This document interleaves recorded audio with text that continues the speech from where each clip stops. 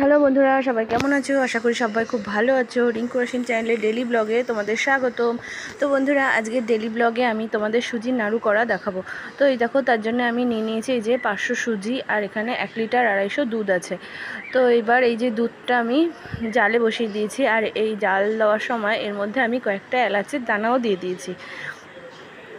তো এবার এই যে দুধ যখন ফুটছে, তখন কিছুটা ফুটে আসলে পরে এর মধ্যে আমি পরিমাণ মতন চিনিটাও দিয়ে দিলাম। এবার এইটাকে পুরো জাল করতে হবে। এই দুধ আর চিনিটা জ্বালাতে জ্বালাতে পুরো একদম ঘন করে ফেলতে হবে। তারপর এই ঘন হয়ে আসলে এর মধ্যে এই যে ভাজি যে সুজিটা, এই লাল করে ভেজে রাখা এই সুজিটা এর মধ্যে আমি দিয়ে দেবো। তাই দেখো, এই যে এইরকম থিকনেসটা যেই আসবে দুধ আর চিনির, তখন এর মধ্যে আমি একটু একটু করে ওই ভেজে রাখা যে সুজিটা, সেটা আমি একটু একটু করে এর মধ্যে মিশিয়ে দেবো।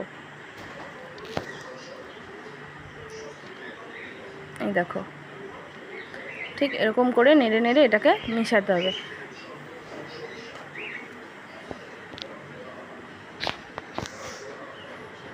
এই দেখো, তো এই যে আমার নাড়ু করার জন্য রেডি। তো এই দেখো, আমার নাড়ুও কমপ্লিট। ভিডিওটা তোমাদের কেমন লাগলো? ভালো লাগলে কমেন্ট করো, লাইক করো, শেয়ার করো।